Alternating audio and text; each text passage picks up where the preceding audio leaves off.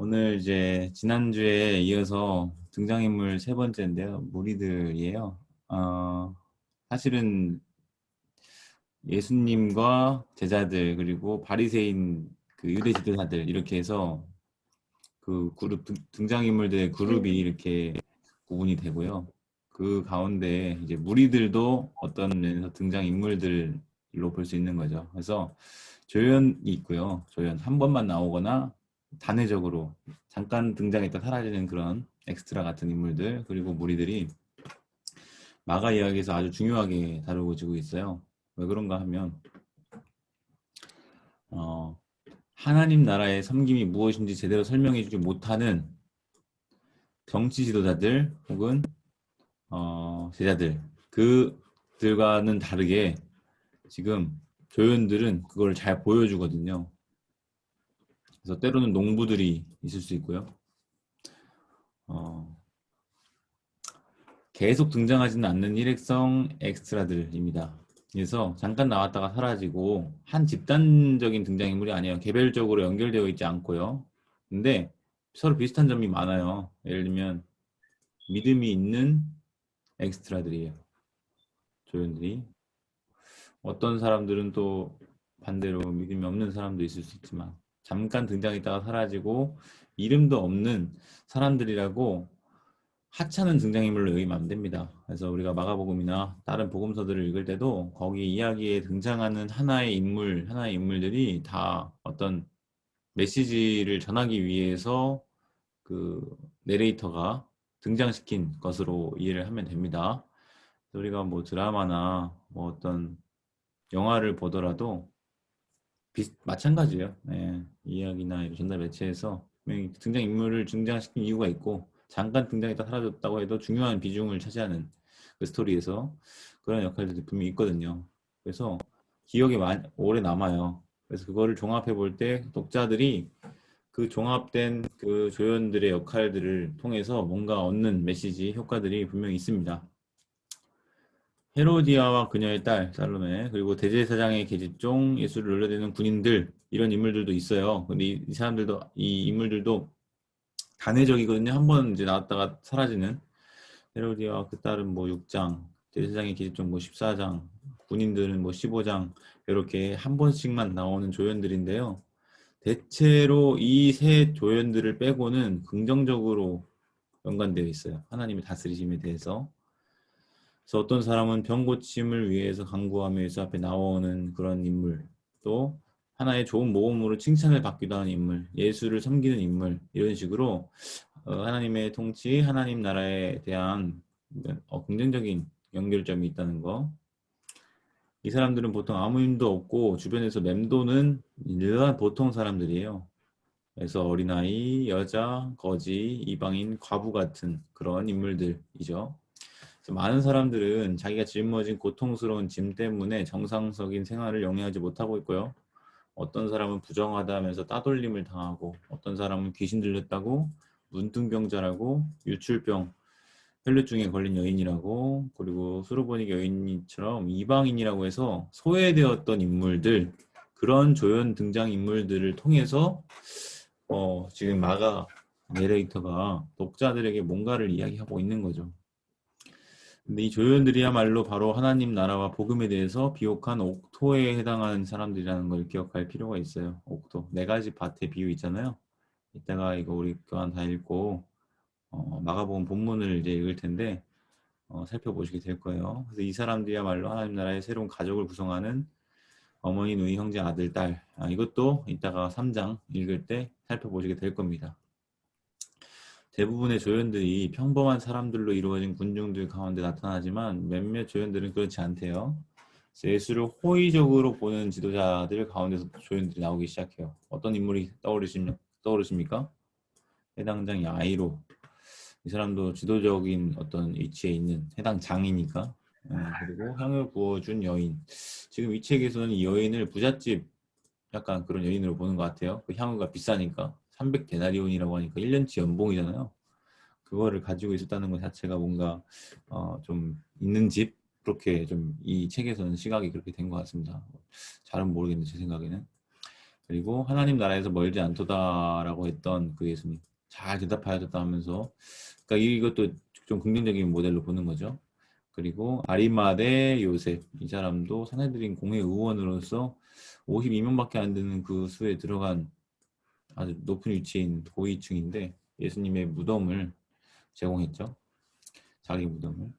예수를 하나님의 아들이라고 했던 백부장. 백부장도 로마 관료인데 예수님을 호의적으로 보는 지도자. 그런 조연들도 있다. 꼭 지도자라고 해서 다 나쁜 건 아니다. 이런 예외 케이스를 보여주는 거죠. 이런 예외적인 사람들은 어떤 특정 집단에 속한다고 다 같은 반응을 보이는 거 아니라 그래서 모든 지도자 다 나쁜 사람인가? 그건 또 아니다. 그래서 그런 예를 보여주는 것으로 이해할 수 있고요. 그다음에 어떤 집단의 출신의 사람이든지 간에 상관없이 긍정적인 반응은 누구든지 다 보일 수 있다라는 것을 보여주는 조연이라고 이렇게 이해하시면 되겠습니다. 그래서 이 인물 설정 보면요. 조연들은요. 하나의 성향을 지닌 평범한 인물들에 가깝대요. 하나의 성향. 두 가지 이상의 그런 성향을 가진 게 아니라 그들 중에 많은 사람들이 실제로 여러 가지의 전형적인 성향이 아닌 단편적인 인물이라고도 말할 수 있대요. 여러 가지의 전형적인 성향. 그러니까 두 가지가 있는 거예요. 하나만 가진 사람, 그 조연이 있고 여러 가지 전형적인 성향을 가진 단편적인 인물의 조연도 있고. 그러니까 이게 무슨 말이냐? 예수님에 대해서 열린 태도를 가지고 있고 믿음을 유지하기도 하고 겸손하고 지위나 권력에는 관심 없고 또 섬기려고 하는 자세 이런 특징을 이 조연들이 가지고 있다는 거예요. 그러니까 이거는 뭐 열린 태도, 믿음, 겸손 이렇게 몇 가지 있죠. 그러니까 이렇게 여러 가지의 전형적인 성향을 지니고 있다 이렇게 볼 수도 있는 거예요. 그래서 예수님에게 나아옴으로 인해서 많은 사람들이 변하거나 상황이 변하기도 해요. 그래서 예수님의 말을 빌어 표현하자면 그들은 믿음이 있는 소자인 것이죠. 소자는 작은 자인 겁니다. 그래서 그러나 그들의 인물됨은 종종 그리 단순하지 않다 그러는데요. 이를테면 입을 다물라 그랬으면 순종을 해야 되는데 따르지 않고 오히려 떠벌리고 다닌다 그랬죠. 이거는 과연 믿음이 좋다고 봐야 되냐? 예수님이 고쳐졌으니까 꼭 긍정적인 모델일까? 라고 해서 제가 지난번에 1장, 2장 읽을 때 나병 환자 이야기를 하면서 꼭 그렇지만은 않을 수 있다라고 말씀을 드렸었어요. 오히려 부정적인 케이스로 그려질 수도 있다고 말이죠. 왜냐면 결국 그 결과로 말하지 말라 그랬는데 말한 그 결과로 예수님이 드러나게 다닐 수 없게 되는, 다시 말하면 사역에 지장을 받게 되는 그런 결과를 초래했기 때문입니다. 귀신 들린 소년의 아버지, 결국 고침을 받긴 받았는데 좀 더 믿음이 필요하다 이거예요. 할 수 있거든이 무슨 말이냐라는 책망을 들었잖아요. 그러니까 믿음이 없었다는 거죠. 그 부분에서도 뭔가 조금 더 믿음이 필요했다. 그리고 칭찬을 듣던 율법학자. 칭찬을 듣긴 들었어요. 하나님 나라에서 멀지 않도다. 그러면 이게 긍정적인 거잖아요. 하지만 가깝긴 하지만 들어가지는 못했다. 네, 그러니까 아직 완전한 건 아닌 거예요. 그리고요, 조연들은요, 서로 교류를 안 해요. 누구랑만 교류를 하냐면 예수님이랑만 교류를 해요. 대화가. 그래서 어떤 단어에서 한 조연이 등장했다면, 보통 그 주변에 있는 다른 단어들과 서로 구조적으로나 연결 단어로 이어져 있어요. 구조적으로나라고 했을 때, 제가 언제 한번 말씀드렸었는데, 뭐, A, B, A 다시, 뭐 이런 구조로, 아니면 A, B, C, B, A, 이런 식의. 이런 구조적인 단락이 하나, 둘, 셋, 넷, 다섯. 대표적으로 제가 최근에 설교한 본문, 지난주 금요 설교 때 2장 1절부터 12절까지가 중풍병자 이야기 나오고 13절부터 17절까지가 레위를 부르신 사건이 나와요. 그 다음에 18절부터 저기더라 금식 논쟁이 나오거든요. 22절까지 금식 논쟁, 그 다음에 23절부터 28절까지는 다시 밀밭 사이에 거니시면서 먹는 거. 마지막은 3장 1절부터 6절까지가 또 하나의 이렇게 5단락이 연속으로 되는데 이게 어떤 구조냐면 A, 치유. 키워드가 이렇게 돼요. 치유, 그 다음에 B는 식사, 그 다음에 C는 금식, 그 다음에 B는 다시 식사, 다시 A는 치유. 이런 구조로 되어 있어요. 그러니까 어떤 주제적으로, 구조적으로 연결 단어로 이어져 있다는 게 이런 말입니다. 넘어갈게요. 지우기. 네. 그래서 연결 단어. 이것도 이제 성경을 읽으면서 제가 차차 설명을 드릴 텐데,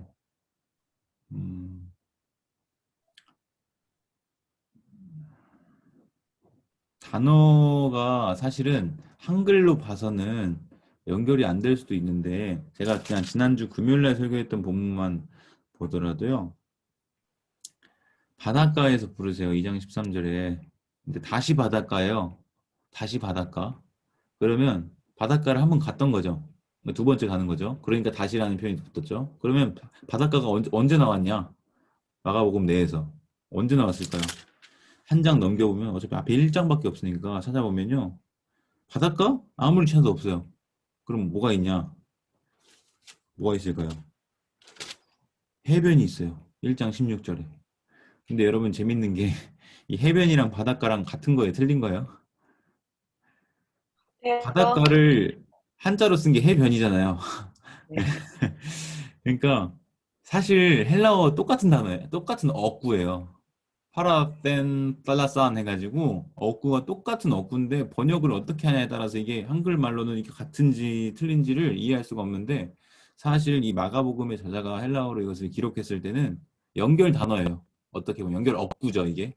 해변 이렇게 하면 왜 그렇게 볼 수 있느냐?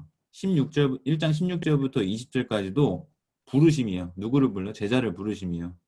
2장 13절부터 17절까지도 부르심이에요. 누구를 레위를 부르세요. 근데 레위는 이제 대표자 중에 하나고 결국은 어떤 집단을 부른 거냐면 세리와 죄인들이라고 하는 집단을 제자들로 부르신 거예요. 그러니까 이 부르심, 제자 삼으시고 부르심이라고 하는 공통된 주제가 있잖아요. 근데 이게 어떤 식으로 연결되냐면 이 바닷가라고 하는 해변이라고 하는 어떤 연결 어구를 통해서 이게 링크가 되어 있는 거예요.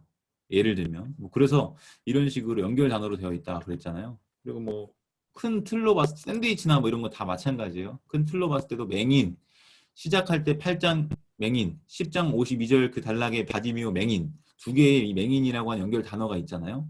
이걸로 또 묶을 수 있고 뭐 이런 식으로 마가복음에서는 굉장히 최소 12가지 정도의 어떤 연결 이런 링크들이 샌드위치처럼 구조가 되어 있다는 것을 여러 차례 제가 말씀을 드렸었어요. 그래서 내레이터는 종종 어떤 특정한 조연을 주변에 있는 다른 단어에 나오는 또 다른 등장인물에 병렬 배치시켜서 비교나 대조를 이루도록 해요. 비교나 대조. 그래서 여러분 2장 1절부터 3장 6절까지의 이게 ABC, B-A-라는 이 구조적으로 나눠서 볼 수 있다고 했는데 결국은 뭐냐면 이게 비교나 대조를 이루는 그런 중요한 지점 중에 하나예요. 중풍병자 어떤 사람이에요? 마비된 자잖아요. 사지 전신 마비된 자. 안식인의 손 마른 자를 고치신 사건도 손 마르다는 게 이게 결국은 이제 손이 굳은 그건데 이 조연이거든요. 조연. 이 인물들도 중풍병자도 한 번 나오고 그 뒤로 안 나와요. 안식일에 손 마른 사람도 한 번 나오고 그 뒤로 안 나와요. 그런데 이 한 번 나오는 조연들이 어떤 역할을 하냐면 이들과 어떤 자들을 비교하고 대조를 합니다. 누굴까요? 어떤 서기관들, 바리새인들 이런 사람들과 대조가 돼요. 어떤 식으로 대조가 되냐? 육체적으로 손 마르고 육체적으로 사지가 마비된 자, 그리고 그 반대에 비교되는 자들은 영적으로 또 이 마음이 뭐라고 표현됐냐면 완악한 자들이라고 이따가 우리가 읽을 거예요. 3장부터 3장 1절부터 6절까지의 본문에 보면 3장 5절에 예수님 말씀하세요. 마음이 완악함을 탄식하사 완악함. 우리 번역이야 완악함인데요. 이게 뭐냐면 굳었다. 돌같이 굳어진 마음, 포로세이라고 하는 이 헬라어 단어인데, 포로세이라고 하는 게 70인역이라고 하는 구약 성경 그리스어 구약 성경의 마음이 돌처럼 굳어졌다 했을 때 그 표현이 있어요. 그러니까 누가 마비된 거냐? 전신이 마비된 중풍병자, 안식일에 손 마른 자가 아니라 지금 바리새인들, 어떤 서기관들, 종교 지도자들, 이 사람들이 지금 마비된 자들이라는 거죠. 이러한 대조, 이러한 병렬은요, 마가복음 내에서 아주 흔하게 발견이 됩니다. 또한 조연들이 등장하는 이야기들은 때때로 플롯에서 중요한 전환점이 되거나 새로운 전개를 마련하는 출발점이 되기도 합니다. 그러니까 이 조연들을 잘 주목해서 봐야 되겠죠. 예를 들어서 귀신 들린 사람, 사탄을 결박한 직후에 귀신에게서 노임을 받아요. 그게 어디예요? 1장 보시면요. 12절, 13절 예수님께서 성령에 이끌려 광야로 몰아냄을 당하셨어요. 광야에 40일을 계시면서 시험 받으셨죠? 그리고 들짐승과 함께 계신 천사들이 수종 들더라라고 하는 이 짧은 문장을 통해서 그 시험 받으신 결과를 짐작해 볼 수 있어요. 아, 승리하셨구나. 그쵸? 그 다음에 14절 넘어가고 그 다음에 21절 단락에 무슨 사건이 나오냐면 가버나움 회당에서 더러운 귀신 들린 사람을 고쳐주시는 사건이 나와요.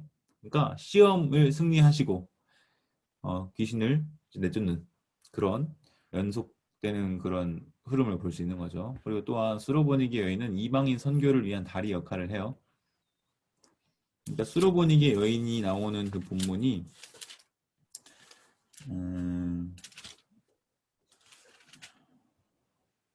7장에 나오는데요. 그 7장 다음에 8장부터는 이방인 선교 맥락이 나와요.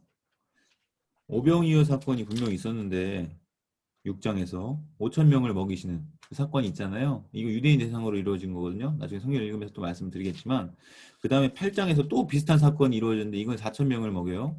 왜 또 굳이 이거를 두 번이나 기록하고 있냐 했을 때 하나는 유대인, 하나는 이방인 이런 주제가 있거든요.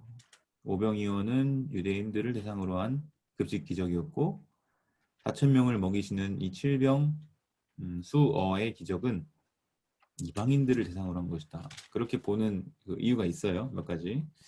어쨌든 근데 그 전환점에 있어서 중요한 조연이 누구냐? 수로보니게 여인이라는 말이죠. 왜냐? 자녀들을 먼저 배불리 먹게 해야 된다. 다시 말하면 이스라엘 유대인들 먼저 배불리 먹게 해야 되는데 이방인 여자가 와서 걔들도 먹던 부스러기는 먹습니다 하면서 예수님이 무시하지 못하게 했죠. 그래서 결국은 예수님이 고쳐주셨어요. 그 딸을. 그러니까 이게 전환점이라고 하는 거예요. 다리 역할을 한다는 거죠. 그래서 이 전환점을 기점으로 유대인들 향했던 그 복음 전파가 이제 이방인들까지 점점 확장되게 되는 이 마가복음의 변환을 가져왔다 이거예요. 그리고 예수에게 다윗의 자손이라고 외치는 바디메오. 이 바디메오는요, 예루살렘 성으로 들어가는 준비 역할을 합니다. 바디메오가 어디 나오냐?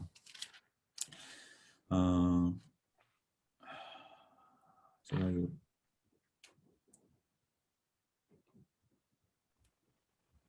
10장 52절인가? 그쪽 단락에 나오는 것 같아요, 제 기억에.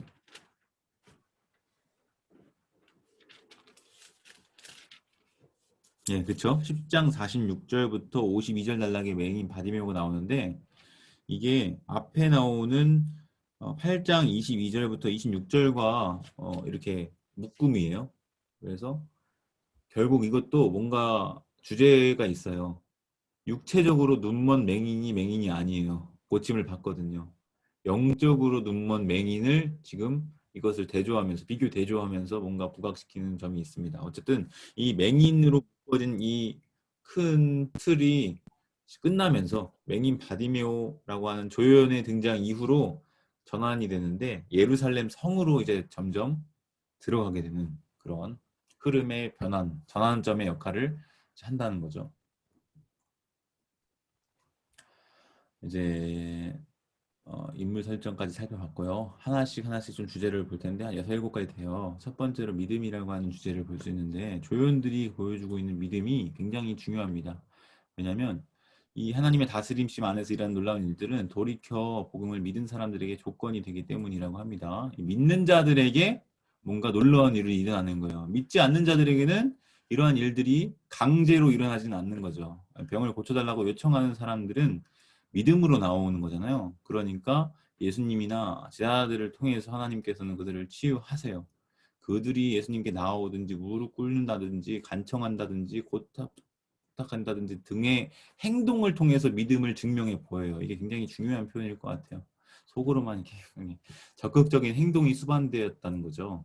그래서 이런 걸 볼 때 우리도 좀 생각해 볼 필요가 있어요. 믿는데 아무런 행동도 아무런 액션도 없다면 그게 과연 올바른 믿음인가?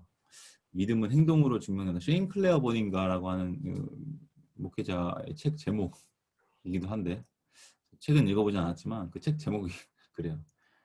믿음은 행동으로 증명한다는가? 네, 그래요.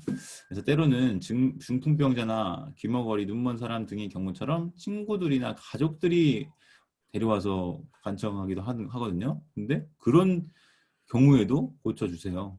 그리고 환자 대신해서 다른 사람들이 찾아오기도 해요. 야이로의 경우도 그랬고 수로보니게 여인도 자기 딸 고쳐달라 그런 거잖아요. 이렇게 간청한 사람들의 행동은 어쨌든 간에 어떻게 보는 거예요? 그 환자의 믿음으로 간주가 되고 있어요. 네, 마가복음 내에서 그쵸? 그 사람들의 그러니까 2장 1절부터 10절까지 나오는 중풍병자 이야기도 사실은 그 환자가 한 거라고는 누워서 실려온 거밖에 없어요. 결국 구체적인 행동을 보인 거는 그 사람을 들것에 매달고 가지고 와서 지붕을 뜯어서 거기 달아내린 사람들이죠. 그런데 어쨌든 그들의 믿음을 보시고 고쳐주셨다고 했는데 결국 그 환자의 믿음으로 간주가 되고 있어요. 간청한 사람들은 장애물 넘어서요. 그래서 예수님께 아뢰므로 자기들이 얼마나 끈질기고 굳은 믿음이 있는지를 증명해 보이고 있습니다. 중풍병자 내 친구들이 지붕 뜯고 야이로도 거기 와가지고 막 예수님한테 수로보니게 여인도 개들이 집어 먹는다. 떨어진 거 주워 먹는다. 우리 나에게도 부스러기라도 달라. 이런 식의 이게 맹인 바디메오도 야 조용히 해라. 제 아들이 제지할 때 더 크게 다윗의 손에서를 더 크게 외치면서 그 자신이 얼마나 끈질기고 굳은 믿음이 있는지를 증명해 보였던 거죠. 마가는 환자를 믿음 자체가 고쳐주는 것이 아니라 오직 하나님만이 고쳐준다고 봅니다. 그러니까 믿음 자체에 효력이 있는 게 아닙니다. 우리의 믿음이 우리 스스로를 구원에 이르게 한다고 보는 것은 착각이에요. 하나님이 고쳐주시는 거고 하나님이 구원하시는 겁니다. 그러나 강요하지는 않는다는 것 예수님께서 저번에도 말씀드렸죠. 그러므로 환자 측에서 가지고 있는 믿음이 중요한 역할을 하는 거죠. 네. 그래서 믿음이 쓸데없다고도 하면 안 되고 그렇다고 믿음이 뭐 만능이다라고 하는 것도 아닙니다. 네. 이 중간에 균형 잡힌 그런 이해가 필요하겠죠. 믿음은 예수님에 대한 올바른 신념과는 아무런 상관이 없어요. 이게 무슨 말일까요, 여러분? 우리가 흔히 뭐 믿음에 대해서 얘기할 때, 이렇게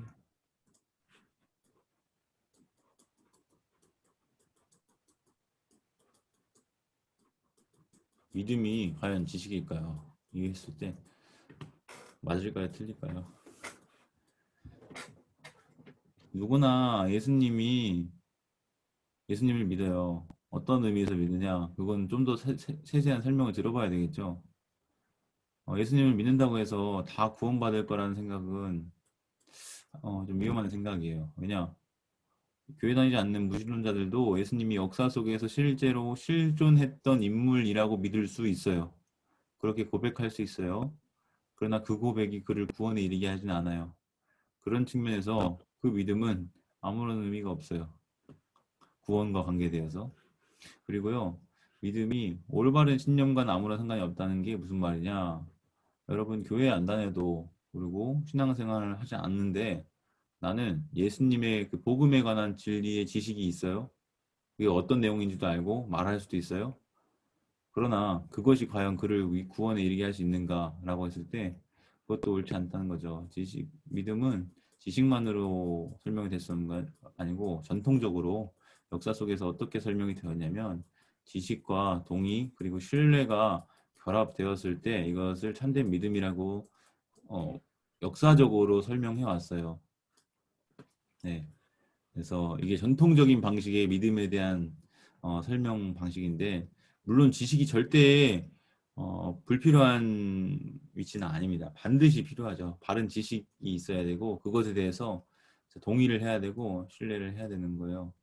이것을 어떻게 설명할 수 있을까 했을 때 벽에 기대요. 벽에 기대는데 나는 벽이 넘어지지 않을 거라는 것을 알아요. 그 지식이 있어요. 그리고 그것에 대해서 적극적으로 동의를 해요. 그런데 기대지 않아요. 그러면 그거는 믿지 못하는 거예요. 넘어질 수도 있다는 그런 불안함이 있는 거죠. 근데 그것이 절대로 넘어지지 않을 거라고 하는 것을 확실히 알고 확실히 그것에 동의하고 신뢰하는 사람은 기댈 수 있어요. 이렇게 안 넘어지니까. 그런 점에서 그냥 단순한 지식만 있다고 해서 동의만 있다고 해서 되는 게 아니다. 이런 부분들이 믿음에 대한 전통적인 설명의 방식이라고 할 수 있겠습니다. 조금 조직신학적인 좀 세긴 했는데 어쨌든 예수에 대한 올바른 신념과는 아무런 상관이 없는 게 믿음은 하나님께서 예수를 통해 놀라운 일을 일으킬 수 있다는 것을 신뢰하는 겁니다. 그러니까 예수님에 대해서 마가복음에도 보면은 뭐 참 바른 말 하는 사람들이 있는데 그리고 예수님이 행하신 기적을 경험하기도 하고 또 말씀에 권세가 있는 것도 보는데 정작 안 따르는 사람들도 있거든요. 다 받고 다 알고 있는데 그러면 그거는 크게 상관이 없는 거죠. 예수님이 모르는 거나 마찬가지죠. 예, 그래서 이 신뢰가 굉장히 중요한 부분이다. 믿음이 있어서. 그래서 믿음이 있어야 비로소 한 자는 하나님이 치유하신 일 동안에 참여한 동방자가 될 수 있고 예수를 통해서 하나님께서 병 고치는 역사를 일으키실 수 있다는 믿음이 없다면 치유의 역사는 거의 일어나지 않는다. 이 어디서 일어난 일인가요? 예수님이 고향에서 6장 1절부터 6절까지의 그런 내용이 나와요.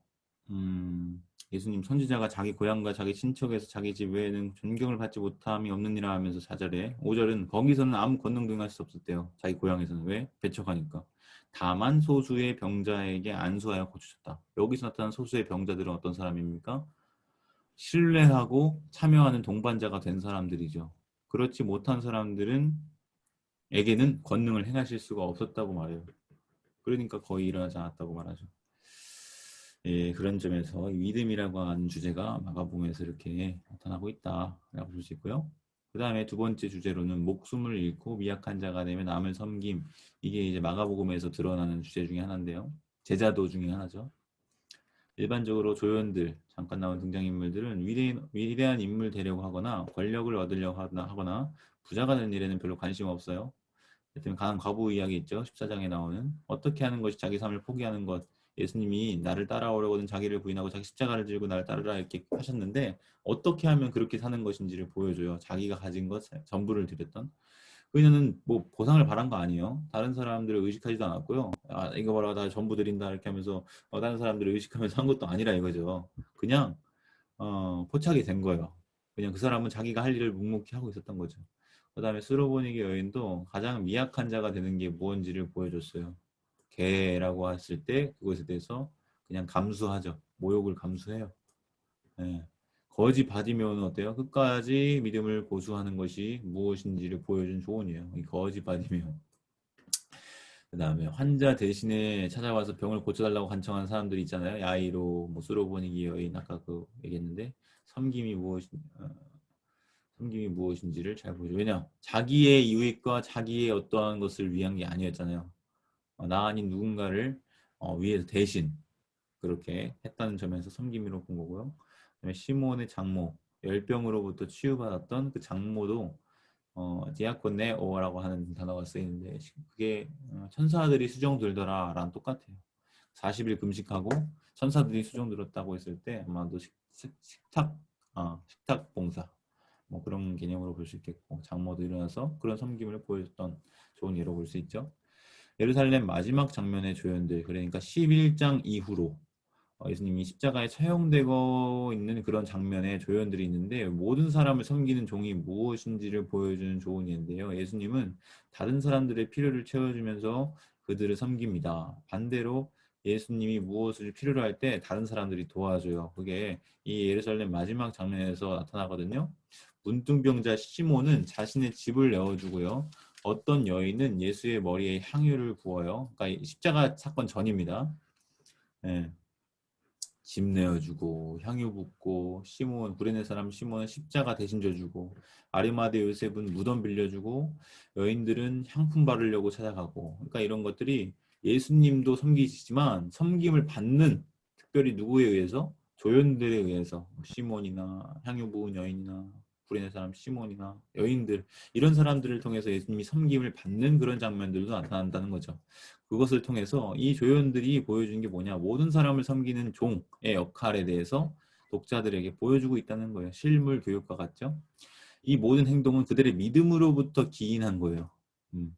그러니까 믿음은 행동이 반드시 수반이 되는 거예요. 이 일로 재산을 잃을 수도 있었어요. 그리고 체포를 당할 수도 있었어요. 수치를 당할 수도 있었어요. 그러나 담대히 그런 믿음의 행동을 했어요. 이런 행동을 볼 때 우리는 예수가 보인 자기 포기, 자기 부인의 삶을 떠올리죠. 그리고 조연들이 이런 것들을 수행을 했거든요. 분명히 그런 것을 볼 때 아, 자기를 부인하고 자기 십자가를 지고 나를 따르라 하신 예수님의 말씀을 붙조차 예수님을 따르는 일이 불가능한 것이 아니구나. 할 수 있구나. 라는 것을 그 조연들의 행동, 역할들을 통해서 우리는 보게 되는 거죠. 그렇죠? 순환 이야기 부분에서 내레이터는요. 조연들의 이름을 지명해요. 그들을 이야기 전면에 내세웁니다. 조연들을. 전반부에서는 어떤 인물이 나왔냐면 야이로. 긍정적으로 그려진 이름 있는 유일한 조연이었어요. 대부분의 조연들은 이름도 이제 안 불리거든요. 익명 처리가 되는데 야이로는 이름이 있었어요. 등장 거론됐죠. 그리고 예루살렘 이야기에서는 어때요? 바디메오라는 이름이 됐고요. 시몬이라는 이름이 거론이 됐고요. 구레네 사람 시몬이라는 이름, 아리마대 요셉이라는 이름, 마리아라는 이름, 야고보 이름, 또 마리아, 살로메 같은 이 조연들의 이름들이 계속 나와요. 보통 같으면 그냥 익명 처리될 법도 한데. 근데 이 머리에 기름 부은 여인은 그 행동이 기억되죠. 복음이 전파되는 곳마다. 이런 구체적인 이름의 거명을 통해서 조연들은 이제 전체가 아닌 한 개인으로 독자의 뇌리에 남아요. 그래서 독자들에게 진정으로 기억되는 것은 사랑의 섬김을 통해서 가능하다라는 것을 깨닫게 되는 거죠. 사랑의 섬김이 기억된다. 이렇게 해서 두 번째 주제도 살펴봤고요. 세 번째 이제 여인들이에요. 조연들 가운데 특별히 마가복음에는요. 여인들이 굉장히 많이 나와요. 그래서 이 주제만을 다뤄서 박사 논문을 쓴 사람들도 꽤 많더라고요. 등장인물 가운데 여인들이라고 그들을 집중 조명해서 그들에 대한 인물 분석을 철저히 하는 식으로 연구를 하는 경우도 있어요. 이들은 무리 가운데 있죠. 섞여 있어요. 그들은 예수가 말한 어머니와 형제 자매로 이루어진 새로운 가족 안에 있어요. 3장에 나오는 내용입니다. 이 새로운 가족 이야기는 여인들은 자기를 부인하고 예수를 따르라는 요청을 받아들여요. 그래서 대부분의 여자 인물들은 조연들이 모든 일의 주변에서 소외당해 있는 사람들이라는 점을 이런저런 방법을 통해서 보여줍니다. 그 당시의 여성 인권은 지금과 비교하면 말도 안 되죠. 그러니까 오늘날의 그 이슬람이나 그게 하루 이틀 된 게 아니고요. 수십, 수백, 수천 년 가까이 그 중동 지방에서의 여성 인권 이런 부분들이 그러니까 성경시대 오죽하겠어요. 지금도 그런데. 예. 마가는 많은 여자 등장인물들을 미리 깔아놓죠. 대부분의 여인들은 하나님의 다스리심의 기준을 잘 보여주는 예가 되고 있어요. 잘 보여주는 예요. 시몬의 장모가 시중 드는 모습도 그렇고 헬류중 앓던 여인이 보여준 믿음도 그렇고 수로보니게 여인의 재치와 지혜도 그렇고 가부의 자기 희생도 그렇고 생활비 전부를 드린 향유 부은 여인의 그 예언적인 행동 다시 말하면 장례를 준비하는 향유 붓는 것이 장례를 준비하는 것으로서 예언적이었다. 그러니까 예수님과 가까이 했던 모든 제자들도 그것을 알아차리지 못할 때 이 여인만 그것을 인식하고 행동했다는 거. 남자가 못했는데 여자가 했다. 이런 것도 있고 예수님이 가까운 제자들도 못 알아챘는데 이 이름 없는 한 여인이 알아챘다. 이 대조가 여기서 나오죠. 비교 대조. 이 많은 사람들은 사회적 기대치 그리고 종교적 간섭을 무시하는 용기를 보여줘요. 이 용기. 모든 사람들이 보는 공적인 자리에서 나와요. 용기 없으면 이거 쉽지 않겠죠. 부정한 몸 상태에도 불구하고 예수님의 몸을 만져. 이거 돌 맞을 일이에요. 근데 그걸 감수한 용기. 사적인 부분을 개의치한 거 끼어든다든지 하는 것, 집에 찾아가고 막 그런 거. 스로보니기의 여인은 결국 예수의 마음을 바꾸어 이방인을 치유하게 하죠. 자기 딸을. 향유 부은 여인이나 가난한 과부에서 볼 수 있듯이 여자는 제자들에게 여인을 본받으라고 하면서 높이 칭찬해요. 그러니까 제자들이 뭐가 돼요? 에, 기분 나쁠 수도 있었을 거예요. 그러나 예수님은 어쨌든 그 여인들을 높이 칭찬하면서 본받으라 했습니다. 그리고 내레이터는 많은 여인들이 예수를 섬겨왔고 갈릴리에서부터 따랐으며 예루살렘 이르기까지 쫓아왔다고 말하고 있어요. 이 여인들은 진정으로 제자도의 역할을 하는 인물들입니다. 그래서 헤로디아를 빼면은 이 세 명의 여인들, 마리아, 요셉의 어머니 마리아, 살로메, 그리고 많은 여인들, 이 세 명의 여인들은 12명의 제자들처럼 처음으로 이름이 직접적으로 거명된 여인인데요. 짧긴 하지만 계속 이야기에서 역할을 하는 사람들이라고 볼 수 있겠습니다. 그래서 그냥 등장인물 하나도 별거 아닌 것 같은데 이게 뭐가 중요할까 했을 때 이런 의미가 전체적으로 봤을 때는 도출될 수 있다는 거죠. 십자가 처형 장소까지 따라가고 무덤까지 쫓아가는 위험을 무릅쓰는 거예요. 그들이 그냥 있었던 건 아니에요. 절대로. 무릎 쓴 거예요. 베드로는 도망쳤지만. 이들은 향품을 구입해서 시신에 발령하는 섬기려는 모습도 볼 수 있죠. 이 여인들은 12명의 제자들이 실패하고 사라진 시기에 나타나서 참된 제자들의 길이 무엇인지를 보여주는 좋은 본보기 역할을 한다는 거 볼 수 있습니다. 그렇지만 여러분, 끝에는 어때요? 끝에? 결국 이 여인들도 늘 성공만 하는 건 아니었어요. 16장 마지막 이제 제가 말씀드렸죠. 8절로 끝난다고. 우리 성경에는 9절부터 20절까지에 덧붙여진 본문이 있긴 하지만 그걸 보면 꺽쇠 표시, 괄호 표시가 있다 그랬어요. 그것은 무슨 말이냐? 어떤 사본에는 없다. 근데 이제 더 오래되고 신뢰할 만한 사본들을 이제 따지고 그것들을 검토했을 때 아마 원래 그 마가복음 본문은 16장 8절로 끝이 났을 거다. 이게 대개 학자들의 공통된 주류 의견이에요. 그럼 우리 성경에 왜 들어와 있냐? 네, 그래도 비교적 이른 시기에 기독교 역사 속에서 이러한 본문들이 들어와 있는 것을 간직하고 있는 사본들이 있었던 거죠. 역사적으로, 전통적으로. 그래서 일단은 본문 안으로 들여놓긴 하였으나 각주를 보시면 그런 부분에 대해서 간략하게 설명이 되어 있을 거예요. 다른 인물들과의 비교와 대조 보시면요. 조연과 다른 인물들 비교하는 거예요. 가장 돋보이는 역할을 하는 존재들인 거예요. 조연들이. 누구와? 제자들과. 이야기 전반부에서 내레이터는 예수께 찾아와 간청하는 사람들의 믿음과 제자들의 두려움을 암시적으로 대조시켜요. 제자들이 이게 어떤 일이냐 하면서 아직 따른 지 얼마 안 됐을 때 초기에 그런 때는 이 사람이 누구기에 이런 일을 하느냐 막 이렇게 하면서 굉장히 동요하는 그런 모습들을 보여주거든요. 제자들이 막 유령이다 막 그러고 예수님께. 근데 막 조연들이 와가지고 오히려 믿음 있는 사람들로 그려지고 있다는 거죠. 이렇게 대조를 이룬 역할을 하고 있어요. 그 후 예루살렘으로 가는 도중에 그리고 예루살렘에서 예수님은 어린아이나 종이나 하인 공항 가운데서 봤었던 가난한 과부, 향후 부은 여인 등과의 이런 대조들을 통해서 뭘 보여주냐면 제자들의 잘못된 행동을 드러나게 고쳐줘요. 그래서 예수는 이들을 통해 제자들에게 나중된 자가 섬기게 되어서 섬기는 것이 어떤 것인지를 이제 실물 교육으로서 이제 꾸중도 하시면서 가르쳐주고 있다는 거죠. 그래서 마지막 장면에서 조연들은 12명의 제자들이 실패한 것을 대신해요. 무슨 말이냐? 다 도망갔잖아요. 예수님을 이제 해야 돼, 수습해야 돼.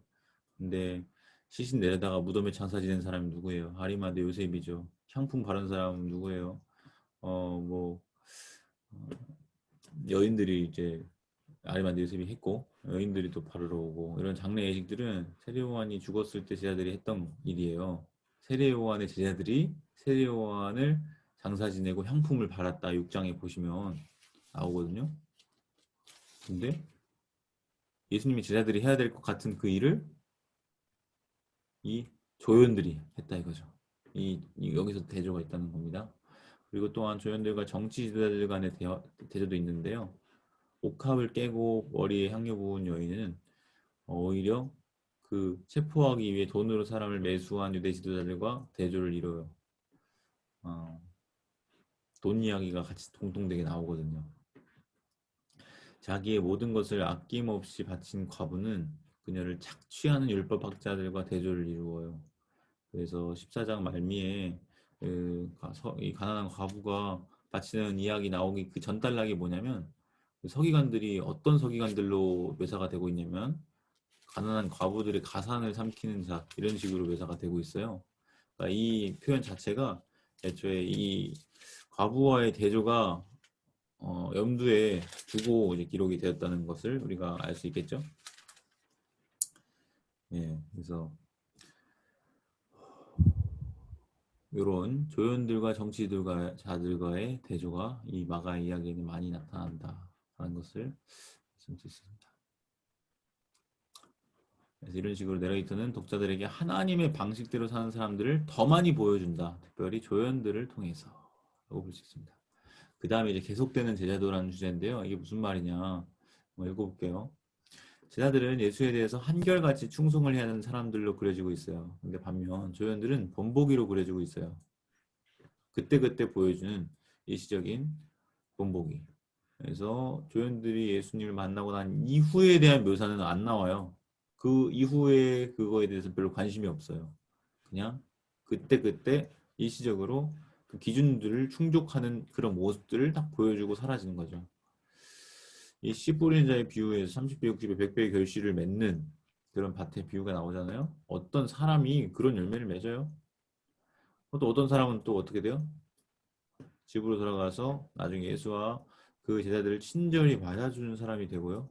이렇게 기름 부음 받은 자의 이름으로 오는 사람에게 냉수한 것이라고 대접하는 사람들은 반드시 보상을 받을 거래요. 이게 30배, 60배, 100배의 결실을 맺는다. 이렇게 되는 거죠. 그러나 제자들에게 요구하는 것과 같은 제자들은 핍박의 위험이 따른다는 거예요. 세 명의 제자들이 무덤에서 보였던 기대 밖의 행동을 설명해 줄 수도 있다고 하는데요. 기대 밖의 행동이라는 것은 무슨 말이냐면 여인들이 뭔가 긍정적인 본보기로서 역할을 해줄 것 같잖아요. 지금까지 잘했고. 근데 16장 마지막에 부활하신 예수님 이제 부활하신 줄 모르고 와서 이제 향품 발려주려고 하다가 천사를 만났잖아요. 천사가 이제 예수님 다시 살아나셨다라고 했을 때 이걸 가서 제자들에게 전하라 했을 때 어떤 반응을 보였냐면 가서 이제 순종해가지고 잘할 것 같은데 두려워하고 놀라서 두려워하는 그런 장면으로 이제 8절, 16장 8절 몹시 놀라 떨며 무덤에서 나와 도망하고 무서워하여 아무에게 아무 말도 하지 못하더라. 여러분 이거 인클루지오예요. 아무에게 아무 말도. 어디서 본 표현 같지 않으세요? 아무에게 아무 말도. 1장 40절에서 45절까지 단락에 보시면 아무에게 아무 말도 하지 말라고 했던 나병 환자. 근데 어떻게 했어요? 말을 했어요. 근데 이번에 16장에서는 여자들에게 말해라 라고 했는데 이제 뭐라고 합니까? 아무에게 아무 말도 하지 못해요. 나병 환자에게는 하지 말라고 했는데 했고 16장에서 여인들에게는 하라고 했는데 하지 못했어요. 이런 이제 인클루지어가 또 있거든요. 저는 이거 좀 새롭게 이제 저도 이 책 보면서 알게 됐는데 어, 십자가 달리던 때 그 자리에 있었고 향품 바를 준비도 되어 있었고 이 정도만 해도 아주 좋은 본보기예요. 근데 막상 빈무덤이라는 놀라운 하나님의 능력이 맞닥뜨리게 되자 여지없이 실패한다는 거예요. 여인들조차도. 어떻게 그러면 승리한 본보기가 없네. 가서 소식을 전해야만 했는데 이전에 남자 제자들이 보였던 반응과 같아요. 두려워해가지고 말하지 못했어요. 제자들이 예수님 부인하고 떠난 것처럼 결국은 여인들도 부활하셨다는 소식, 그 기쁨의 소식을 듣고도 두려워하면서 도망쳤다는 거죠. 그러면 어떻게 되냐? 독자들의 몫이라는 거예요. 내러티브의 모든 등장인물들은 실패했으나 계속해서 따라가지는 못했으나 그 뒤의 몫은 누구에게 남겨지느냐? 바로 그 독자들, 그 이야기를 읽고 있는 독자들, 너희들이 그것을 이루어나라. 약간 이런 도전적인 겉면에 수사가 담겨 있는 거죠. 16장 8절로 끝난다고 보면요. 네, 재밌어요. 그 다음에 이제 군중들이라고 하는 이제 보시면 이제 오늘은 좀 그래도 8조까지예요. 8조까지에서 9시까지 최대한 좀 마치고 30분 정도는 좀 본문을 좀 볼게요. 마가복음에서 예수 주변에 몰려든 일반 사람들은 목자 없는 양과 같은 사람들입니다. 목자 없는 양과 같은 사람들. 불쌍히 여기시거든요. 그것은 이 나라의 지도자들이 이스라엘 백성이라는 양들을 돌보지 않는다는 것을 보여주는 거예요. 여러분, 목자와 양 관계는요, 구약 배경에도 보시면 나라의 임금, 지도자와 그들을 따르는 백성들, 무리들을 비유적으로 일컫는 표현이에요. 그래서 시편 23편도 여호와 나의 목자시니 뭐 이렇게 하잖아요. 결국은 이게 전혀 우리는 생각하지 못할 수 있으나 구약의 배경이 우리 안에 자연스럽게 배어들어 있었을 때 그게 단순히 양과 목자의 이야기가 아니라는 걸 바로 깨달아요. 아, 지도자와 그를 따르는 백성의 이야기구나. 나라의 이야기구나. 이렇게 우리가 은유적으로도 이해할 수가 있거든요. 시이기 때문에 충분히 상징과 그런 은유적인 해석이 가능해요. 어쨌든 이와 대조적으로 예수님은 이 군중들에게 동정심이 있어요. 불쌍히 여기사 스플랑크니조마이라는 그 단어가 쓰이는데 불쌍히 애끓는 그 애통하는 그런 마음을 이제 그렇게 표현을 하는데요. 그는 그들을 가르치며 광야에서도 배불리 먹여요. 광야에는 배불리 먹을 수 있는 음식이 없는 공간인데 그런 신적인 어떤 능력으로 마치 출애굽 광야에서 하늘을 여서 만나와 메추라기로 40년 동안 그들을 먹이셨던 것처럼 예수님이 그러한 기적을 베푸 또한 전체적으로 볼 때 군중들의 반응은 그들이 자신들의 필요를 채워줄 지도자를 얼마나 간절히 바라고 있었는가라고 하는 것을 잘 보여주고 있다는 거죠. 이리 가면 이리 따라오고 저리 가면 저리 따라오고 예, 그 군중들이 그들은 예수를 외쳐요. 늘 따라다녀요.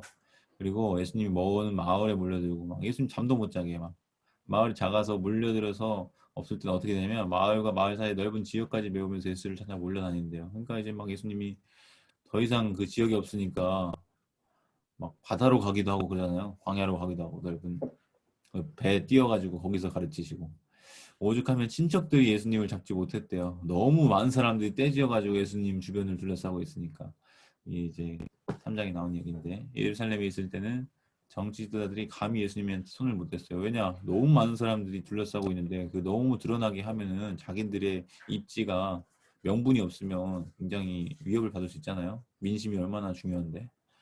군중들이 지니는 성향은 종종 예수께 복음을 간청하는 사람들과 비슷한데요. 예수가 있는 곳이라면 어디든 따라 나서죠. 그리고 병고침 받고 싶고 한 번이라도 만져보고 싶어서 막 밀어요. 그러니까 막 예수님이 누가 내게 만졌느냐 능력이 빠져나간 걸 알겠다. 그러니까 베드로가 뭐라 그러냐면 이렇게 많은 사람이 밀치고 있는데 무슨 소리 하시는 거예요? 이런 얘기 하잖아요. 그 스로보니 헬루증 열린 여인이 만졌던 그 기사에서 저처럼 막 만져보려고 막 밀치고 있어요. 군중들은 어떻게 하든지 보고 병고침 받게 하려고 끊임없이 몰려요. 오죽하면 지붕 뜯었겠어요. 네.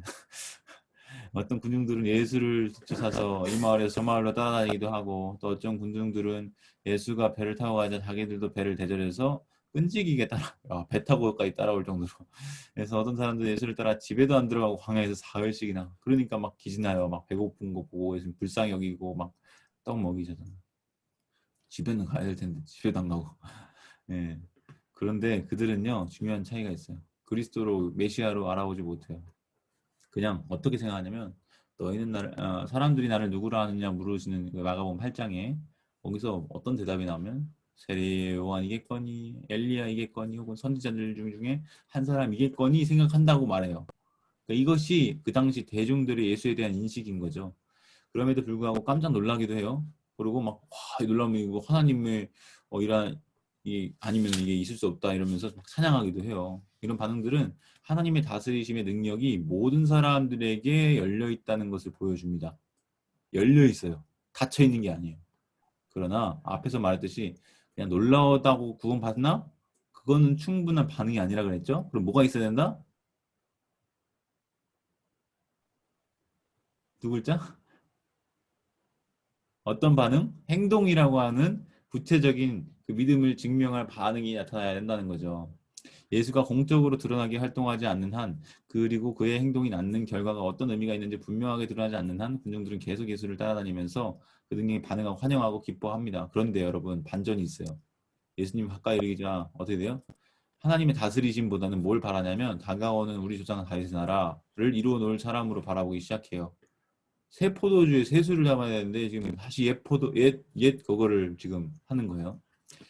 군중들은 예수가 무기력하게 체포당하자 더 이상 그를 따르지 않아요.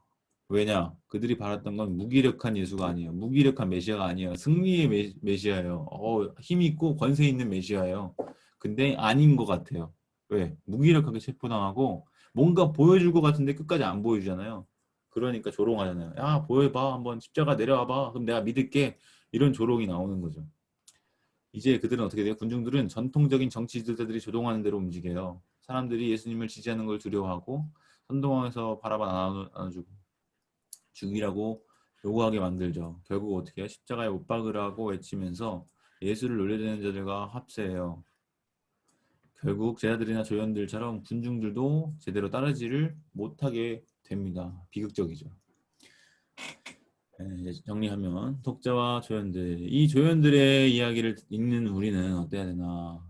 아가 이야기를 처음으로 들었던 평범한 사람들은 주변에 소외당한 사람들에 대해서 이야기했을 거고 그들의 모습을 통해서 많은 힘을 얻었을 거예요. 왜? 자기도 보통 사람이거든요. 근데 그런 보통 사람들을 통해서 이런 일들이 일어났구나 라는 것을 보면서 우리도 그런 보통 사람들도 가능하겠다 하면서 함께 좋아하고 기뻐하고 소망했을 겁니다. 희망을 불어넣어줄 거죠. 그들은 자기 모습을 발견했을 거예요. 조연들에서. 나도 그렇게 일반 사람이고 보통 사람인데 하면서. 그리고 하나님의 다스리심을 위해서 꼭 반드시 12명의 제자들이 인사이더가 되지 않아도 되겠구나. 나는 인사이더가 부담스러운 사람인데 이런 걸 깨달았을 거죠.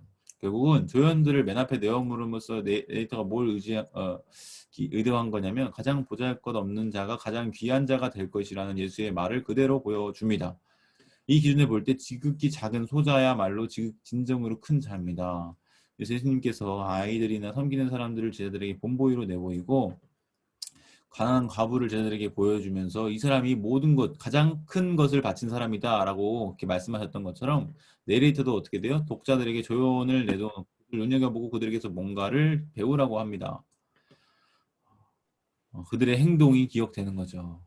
사실 독자들은 보잘것없는 등장인물 가운데 나타난 하나님의 다스리심을 봐야만 비로소 하나님의 다스리심이 얼마나 이 세상을 완전히 뒤집었는지를 완전히 이해할 수 있게 된다라고 했어요.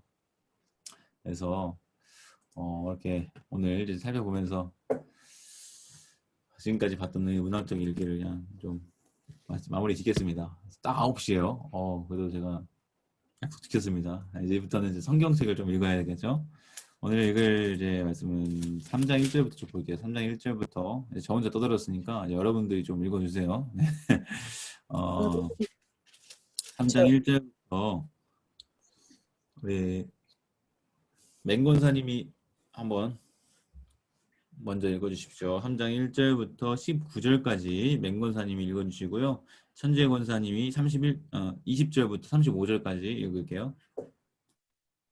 네, 예수께서 다시 회당에 들어가시니 한쪽 손마른 사람이 거기 있는지라 사람들이 예수를 고발하려 하여 안식일에 그 사람을 고치시는가 주시하고 있거늘 예수께서 손마른 사람에게 이르시되 한가운데 일어서라 하시고 그들에게 이르시되 안식일에 선을 행하는 것과 악을 행하는 것 생명을 구하는 것과 죽이는 것 어느 것이 옳으냐 하시니 그들이 잠잠하거늘 그들의 마음이 완악함을 탄식하사 노하심으로 그들을 둘러보시고 그 사람에게 이르시되 내 손을 내밀라 하시니 내밀매 그 손이 회복되었더라. 바리새인들이 나가서 곧 헤롯 당과 함께 어떻게 하여 예수를 죽일까 의논하니라. 예수께서 제자들과 함께 바다로 물러가시니 갈릴리에서 큰 무리가 따르며 유대와 예루살렘과 이두메와 요단강 건너편과 곧 두로와 시돈 근처에서 많은 무리가 그가 하신 큰일을 듣고 나아오는지라. 예수께서 무리가 에워싸 미는 것을 피하기 위하여 작은 배를 대기하도록 제자들에게 명하셨으니 이는 많은 사람을 고치셨으므로 병으로 고생하는 자들이 예수를 만지고자 하여 몰려왔음이더라. 더러운 귀신들도 어느 때든지 예수를 보면 그 앞에 엎드려 부르짖어 이르되 당신은 하나님의 아들이니이다 하니 예수께서 자기를 나타내지 말라고 많이 경고하시니라.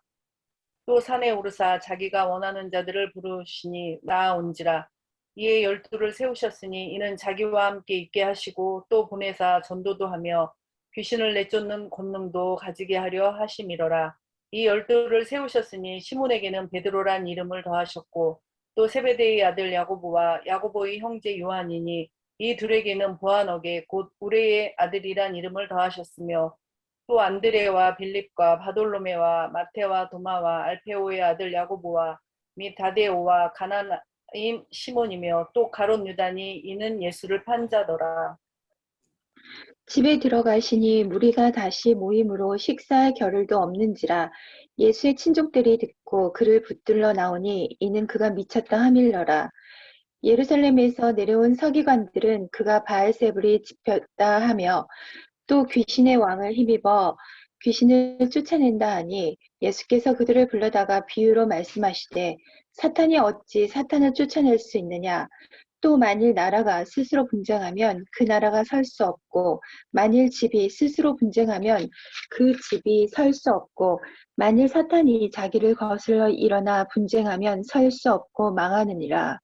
사람이 먼저 강한 자를 결박하지 않고는 그 강한 자의 집에 들어가 세간을 강탈하지 못하리니 결박한 후에야 그 집을 강탈하리라. 내가 진실로 너희에게 이르노니 사람이 모든 죄와 모든 모독하는 일은 사하심을 얻되 누구든지 성령을 모독하는 자는 영원히 사하심을 얻지 못하고 영원한 죄가 되느니라 하시니 이는 그들이 말하기를 더러운 귀신이 들렸다 함이로라. 그때 예수의 어머니와 동생들이 와서 밖에 서서 사람을 보내어 예수를 부르니 무리가 예수를 둘러 앉았다가 여짜오되 보소서 당신의 어머니와 동생들과 누이들이 밖에서 찾나이다. 대답하시되 누가 내 어머니이며 동생들이냐 하시고 둘러 앉은 자들을 보시며 이르시되 내 어머니와 내 동생들을 보라. 누구든지 하나님의 뜻대로 행하는 자가 내 형제요 자매요 어머니이니라. 네, 4장 1절부터 20절까지 김혜진 집사님, 21절부터 41절까지 최성숙 집사님, 4장 읽고 3장 4장 같이 설명드릴게요. 예수께서 다시 바닷가에서 가르치시니 큰 무리가 모여들거늘 예수께서 바다에 떠 있는 배에 올라앉으시고 온 무리는 바닷가 육지에 있더라. 이에 예수께서 여러 가지 비유로 가르치시니 그 가르치시는 중에 그들에게 이르시되 들으라. 씨를 뿌리는 자가 뿌리러 나가서 뿌릴새 들어는 길가에 떨어짐에 새들이 와서 먹어버렸고 들어는 흙이 얕은 돌밭에 떨어짐에 흙이 깊지 아니하므로 곧 싹이 나오나 해가 돋은 후에 타서 뿌리가 없으므로 말랐고 더러는 가시떨기에 떨어짐에 가시가 자라 기운을 막음으로 결실하지 못하였고 들어는 좋은 땅에 떨어짐에 자라 무성하여 결실하였으니 30배나 60배나 100배가 되었느니라 하시고 또 이르시되 들을 귀 있는 자는 들으라 하시니라.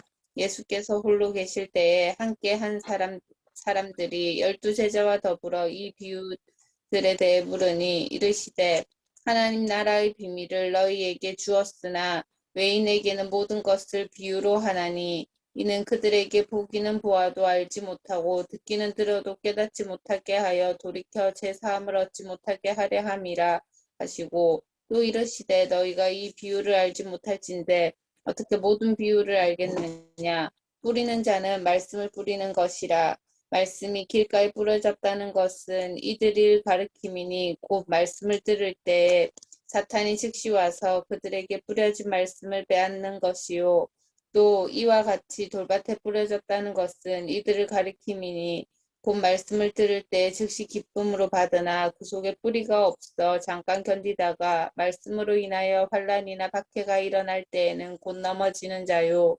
또 어떤 이는 가시떨기에 뿌려진 자니 이들은 말씀을 듣기는 하되 세상의 염려와 재물의 유혹과 기타 욕심이 들어와 말씀을 막아 결실하지 못하게 되는 자요.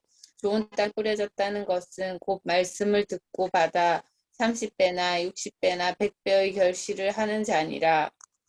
또 그들에게 이르시되 사람이 등불을 가져오는 것은 말 아래에서나 평상 아래에 두려 함이냐 등경 위에 두려 함이 아니냐. 드러내려 하지 않고는 숨길 것이 없고 나타내려 하지 않고는 감추인 것이 없느니라. 들을 귀 있는 자는 들으라. 또 이르시되 너희가 무엇을 듣는가 스스로 삼가라. 너희의 헤아리는 그 헤아림으로 너희가 헤아림을 받을 것이며 더 받으리니 있는 자는 받을 것이요 없는 자는 그 있는 것까지도 빼앗기니라. 또 이르시되 하나님의 나라는 사람이 씨를 땅에 뿌림과 같으니 그가 밤낮 자고 깨고 하는 중에 씨가 나서 자라되 어떻게 그리 되었는지를 알지 못하느니라. 땅이 스스로 열매를 맺되 처음에는 싹이요 다음에는 이삭이요 그 다음에는 이삭의 충실한 곡식이라. 열매가 익으면 곧 낫을 대나니 이는 추수 때가 이렇습니다. 또 이르시되 우리가 하나님의 나라를 어떻게 비교하며 또 무슨 비유로 나타낼까? 겨자씨 한 알과 같으니 땅에 심길 때에는 땅이 모두 씨보다 작은 것이로되 심긴 후에는 자라서 모든 풀보다 커지며 그 가지를 내나니 공중의 새들이 그 그늘에 깃들일 만큼 되느니라. 예수께서 이런 많은 비유로 그들이 알아들을 수 있는 대로 말씀을 가르치시되 비유가 아니면 말씀하시지 아니하시고 다만 혼자 계실 때 그 제자들에게 모든 것을 해석하시더라. 그날 저물 때 제자들에게 이르시되 우리가 저편으로 건너가자 하시니 그들이 무리를 떠나 예수를 배에 계신 그대로 모시고 가매 다른 배들도 함께 하더니 큰 강풍이 일어나며 물결이 배에 부딪혀 들어와 배에 가득하게 되었더라. 예수께서는 고물에서 베개를 베고 주무시더니 제자들이 깨우며 이르되 선생님이여 우리가 죽게 된 것을 돌보지 아니하시나이까 하니 예수께서 깨어 바람을 꾸짖으시며 바다더러 이르시되 잠잠하라 고요하라 하시니 바람이 그치고 아주 잔잔하여지더라. 이는 제자들에게 이르되 어찌하여 이렇게 무서워하느냐 너희가 어찌 믿음이 없느냐 하시니 그들이 심히 두려워하며 서로 말하되 그가 누구이기에 바람과 바다도 순종하는가 하였더라. 네, 감사합니다. 이렇게 3장 4장을 읽어주셨는데요. 자, 앞에 보이시나요? 이거 좀 그래도 보면서 이렇게 하는 게 나을 것 같아서 3장 1절부터 6절이 제가 아까 설명하면서 말씀드린 것처럼 2장 1절부터 이어지는 5개의 단화 그 큰 틀 안에 들어가는 그런 본문으로 보시면 됩니다. 그래서 A 잠깐만요.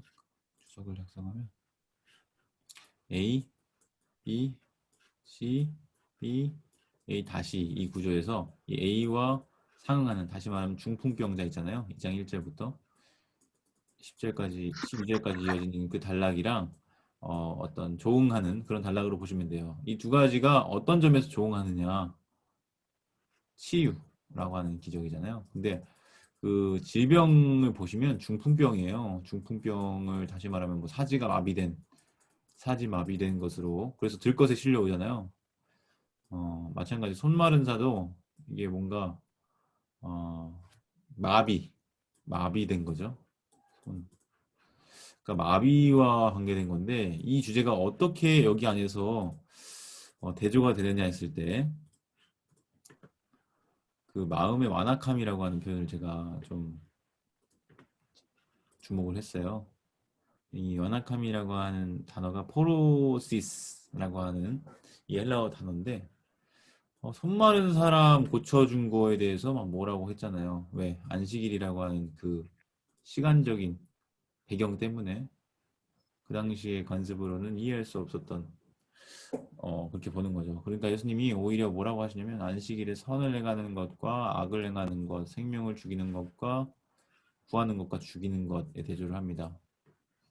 이게 전형적인 대꾸예요. 아이고, 잠깐만요. 선을 행하는 것 A, 악을 행하는 것 B, 생명을 구하는 것 A 다시, 죽이는 것 B 다시 이렇게. 그러니까 이거 두 개는 긍정적인 거, 이거 두 개는 부정적인 거, 그쵸? 근데 지금 이 말씀은 무엇이냐면 예수님이 한 건 이 A에 해당하는 거예요. 근데 지금 이것에 트집 잡는 자들, 그 자들은 어떤 거예요? 이 B의 것에 해당하는 거죠. 누가 오느냐 했을 때 끝난 거예요. 잠잠한 대답을 안 해요. 그러니까 예수님 화났죠. 그러니까 탄식하며 노하세요. 둘러보시고 그 사람에게 이제 말씀하시죠. 네 손을 내밀라. 예수님은 이걸 보는 거예요. 그 사람이 고치는 걸 근데 그 동기가 뭐냐? 예수를 고발하려는 동기잖아요. 예수님을 고발하려는 동기, 그 마음 자체가 이미 문제가 있잖아요. 그것을 어떻게 표현하고 있냐면 마음이 완악하다, 마음이 굳었다, 돌 같은 마음이다 라고 표현되는 거예요. 그래서 이거에 대한 이제 대조가 있는 거죠. 손 마른 사람은 어떻게 됩니까? 회복이 되었어요. 마비되었던 손이 이제 부드럽게 되었어요. 에스겔 34장인가 보시면 돌 같은 마음을 부드럽게 하세요. 살코기와 같은 마음으로 변화시키는 게 구원, 성령의 역사로 나타나거든요. 주의 영이 임해서 손 마른 자, 마비되었던 자는 회복이 되었는데 마음이 마비된 자는 회복이 안 되네요. 그러니까 여기서 역전이 일어나는 거죠. 대조가. 결국 이 사람들은 어떻게 하냐면 어떻게 하여 예수를 죽일지 의논하는 갈등이 심화되고 고조되는 이렇게 상승하는 그 계기가 2장 1절부터 3장 6절까지 단락이에요. 여기서 논쟁이 나오잖아요. 그러면서 이러한 특징들을 우리가 볼 수 있고요. 감사합니다.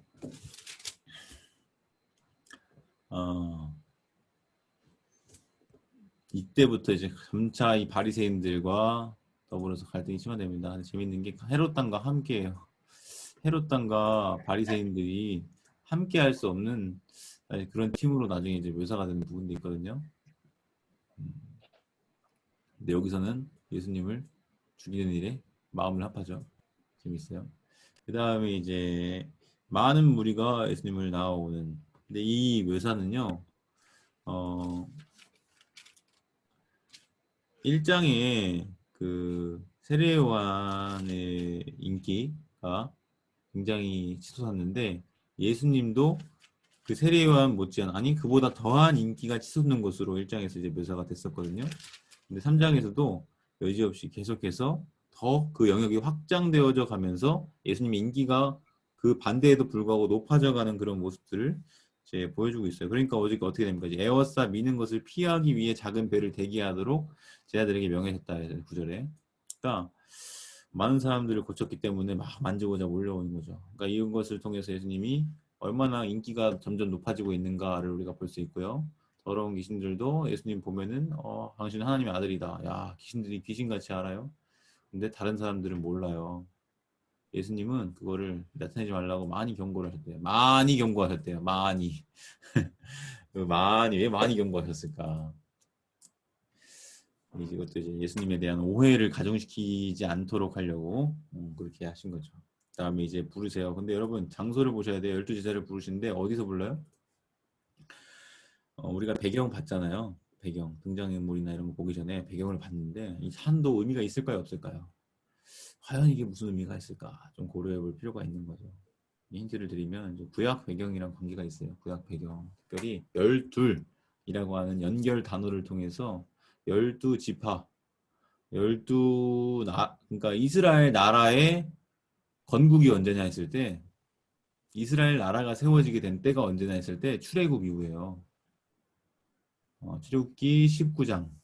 그때 이제 예수님께서 십계명을 수여하는 게 뭐냐면 한 나라가 설립되고 세워질 때 헌법을 선포하신 것과 비슷하거든요.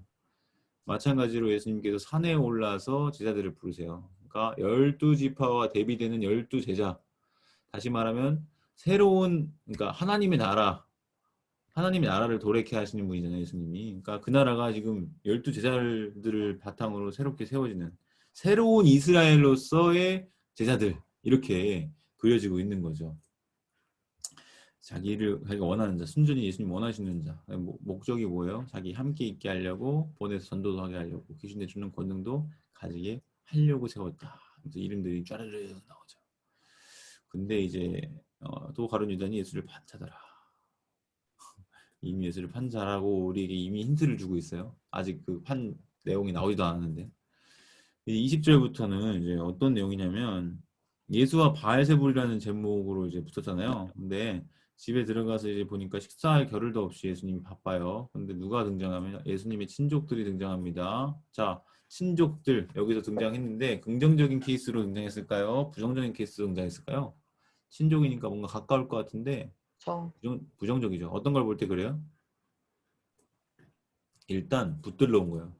이 붙들러 오다라고 하는 동사가요.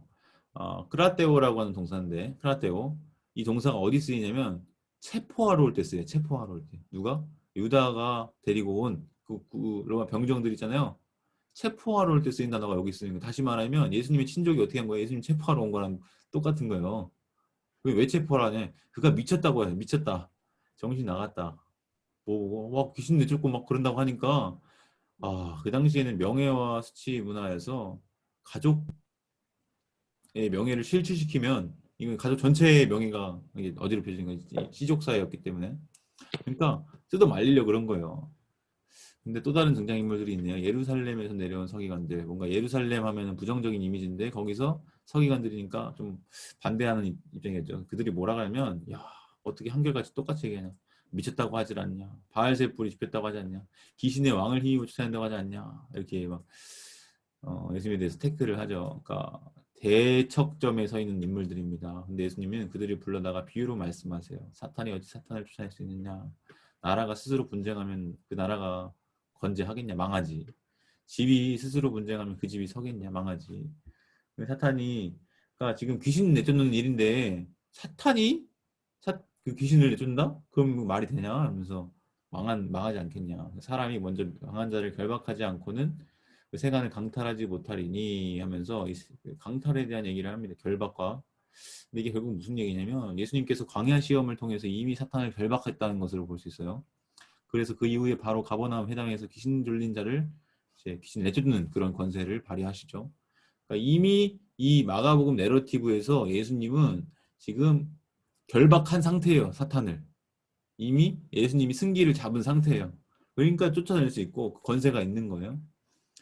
근데 지금 말하기를 막 사탄 바알세불의 힘을 막 귀신의 왕을 힘입어서 쫓아낸다 막 이런 식으로 응용하는 거죠. 그것이 무슨 죄로 평가가 되냐면 성령을 모독하는 죄로 평가가 되고 있습니다. 성령을 모독하는 죄. 영원히 사하심을 얻지 못하는 죄, 성령을 모독하는 죄. 다시 말하면 예수님이 하시는 그 모든 사역이 성령의 이끌림을 받아서 광야로 내몰리셨고 거기에서 승리하셨고 성령에 이끌려서 그 모든 가르치심과 병고침과 이런 사역들을 하고 계신데 그것이 귀신의 힘으로 하는 거다. 귀신의 사역이다 이렇게 하니까 이게 모독이잖아요. 그래서 예수님 그런 말씀을 한 거죠. 근데 갑자기 또 다시 예수님의 어머니와 형제 자매 이야기가 31절부터 35절까지 나와요. 그러면서 누가 예수의 형제 자매인가 했을 때 둘러앉은 자들을 보며 이르시되 내 어머니와 동생들을 보라. 누구든지 하나님의 뜻대로 행하는 자가 내 형제와 자매와 어머니여. 그래서 새로운 가족이 여기서 선포가 됩니다. 새로운 가족. 그래서 둘러앉은 자들, 다시 말하면 예수 그리스도의 말씀에 귀 기울이고 가르침을 따르는 자들, 그들이 예수님의 가족이다. 이렇게 지금 재정의가 되고 있어요. 가족의 재정의. 그래서 이게 20절, 21절 있잖아요. 이거랑 31절부터 35절까지가 이 가운데 이 바알세불 논쟁을 둘러싸고 있는 구조예요. 그러니까 그리기로 보여드리면 A, B, A 다시죠. 가족 이야기 20절부터 21절 그 다음에 30절부터 35절 가족 이야기가 중간에 있는 이 부분을 바알세불 논쟁을 감싸고 있는 구조도 그러니까 이것을 이해할 때 이 앞에 A, 뒤에 A랑 B랑 뭔가 모종의 연관이 있을 것으로 이해하고 읽으시는 게 일단은 의도된 것으로 우리가 볼 수 있는 겁니다. 그래서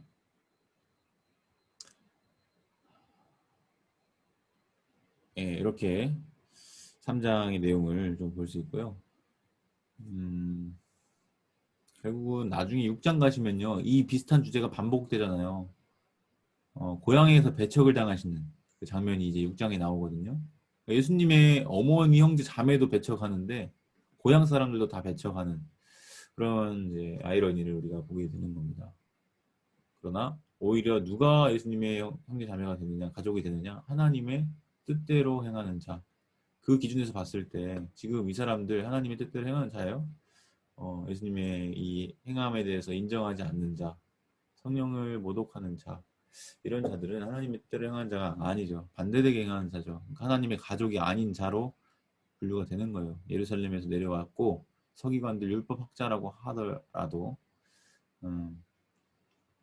그 다음에 4장을 우리가 읽었는데 지금 22분이어가지고 오늘은 4장까지 설명하고 끝내야 될 것 같네요. 30분까지만 얘기할게요. 네 가지 땅에 떨어진 씨 비유를 읽으셨는데 제가 여러 번 말씀드렸던 것처럼 이 비유의 원형이라고 할 수 있어요. 비유의 원형이라고 할 수 있어요. 이 네 가지 땅에 떨어진 씨 비유가 다른 비유들을 이해하는 데 있어서 어떤 키가 되는 어떤 것을 볼 때 그러냐. 너희가 이 비유를 알지 못하는데 어떻게 모든 비유를 알겠느냐. 다시 말하면 이 비유를 잘 알면 모든 비유를 알 수 있다는 말로 바꿔 이해할 수도 있거든요. 이 비유를 잘 알면 모든 비유를 이해할 수 있다. 이 비유를 모르면 다른 것도 모른다. 이렇게 보는 거죠. 왜 그런 거 하니 예수님께서 이 네 가지 땅에 떨어진 씨 비유를 하신 다음에 끝난 게 아니에요. 일단 네 가지 우리 너무 잘 알고 있죠. 씨 뿌린 자가 있는데 이것만 봐서는 몰라요. 길가 흙이 얕은 돌밭, 가시떨기, 좋은 땅. 이거 이야기만 들어가지고는 잘 모르겠는데 귀 있는 자는 들으라 그러는데 잘 모르겠는데요. 그러니까 뭐래요? 홀로 계실 때 함께한 사람들 물어봐요. 잘 모르겠는데 하니까 함께하지 않은 사람들은 들을 수 없는 이야기를 여기서 함께한 사람들에게만 들려주세요. 그쵸? 해설을 해준다고요. 비유에 대해서.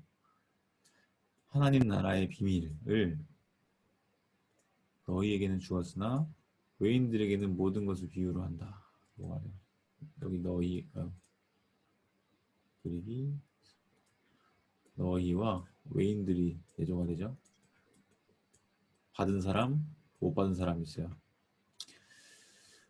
근데 비유의 목적에 대해서 얘기할 때 이 목적은 깨닫지 못하려고, 죄사함을 얻지 못하게 하려고, 이런 목적이 있대요. 이게 비밀이래요. 비밀. 그래서 이것에 대해서 논쟁이 있는데 두 가지예요. 이게 목적으로 볼 수도 있고요, 결과로 볼 수도 있어요. 보기는 보아도 알지 못하기 때문에, 듣기는 들어도 깨닫지 못하기 때문에 비유를 한다, 이렇게 볼 수도 있고, 그렇게 하게 하려고 비유를 한다, 이렇게 두 가지로 보는 해석의 가능성이 있더라고요. 일단은 이 번역본에서는 그렇게 하려고 목적, 비밀에 초점을 맞춰서 목적으로 이제 옮겨놨고요. 이제 14절부터 해설을 해주죠. 뿌리는 자는 말씀을 뿌리는 거다. 그러니까 씨는 결국 말씀이라는 것을 이제 알려주고 있는 거죠. 길가에 뿌렸다는 것은 이들을 가리킴이니 하면서 이 길가와, 그러니까 밭과 그 대상에 대해서 관계를 보여줘. 사람이에요, 사람. 말씀을 들었어요. 사탄이 와서 말씀을 빼앗는 거. 또 돌밭에 뿌려진 것은 이들을 가리키면서 즉시 기쁨으로 받지만 잠깐 견디다가 말씀에 환난한 박해 일어나면 넘어지는 자. 이게 이제 돌밭이고, 가시떨기에 뿌려진 자는 어떤 자냐? 염려와 재물의 유혹, 기타 욕심, 이런 것들에 의해서 넘어지는 자. 좋은 땅은 어떤 자냐? 믿음으로 듣고 받아서 인내로 결실하는 자. 이런 식으로 설명을 해주잖아요. 그러면 이게 이제 기준이 돼서 뒤에 나오는 인물들 잘 봐야죠. 어떤 사람들이 말씀 듣자마자, 듣긴 다 같이 들었는데 못 들은 거 아닌데 즉시 그것을 빼앗겨가지고 누가 이렇게 되나 한번 보자.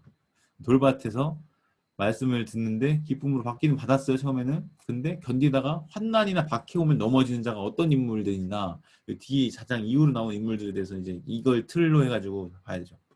가시떨기는 어떤 사람이 세상의 염려와 재물 유혹과 기타 욕심으로 결실을 못하냐. 이것도 인물군을 이제 보면서 봐야죠. 좋은 땅은 어떤 사람들이냐. 대부분 조연들이에요, 조연들.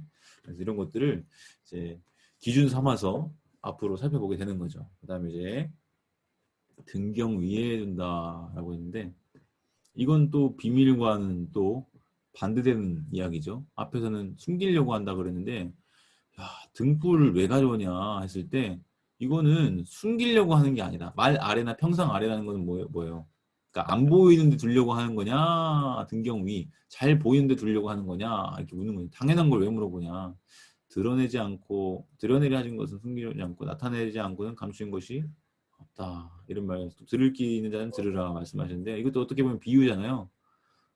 비유인데, 아까는 비밀에 대해서, 비밀이라고 하는 어떤 특징을 이제 말씀을 하셨는데 하나님 나라의 비밀 이거는 오히려 또 이제 드러나게 하는 것에 초점을 맞추는 등불이 있어야 할 자리는 등경 위다. 그러니까 복음을 선포하는 것은 그러니까 많은 사람들이 듣고 구원을 받게 하려고 하는 거지 구원받지 못하게 하려고 하는 게 아니라는 것을 이제 얘기하고 있고요. 무엇을 듣는가 삼가라. 너희가 헤아리는 그 헤아림으로 너희가 헤아림을 받을 것이며 더 받으리니 있는 자는 받을 것이요 없는 자는 그 있는 것까지도 빼앗기리라. 이거 참 난해 구절이에요. 학자들도 이거를 어떻게 이해해야 되는지에 대해서 갑론을박이 있을 정도로 상당히 어렵습니다. 그래서 이것도 번역 자체가 애초에 좀 새롭게 돼야 될 그 제안을 하기도 하세요.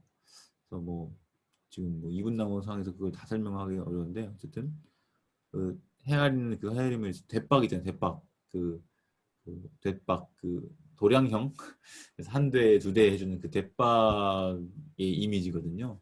그래서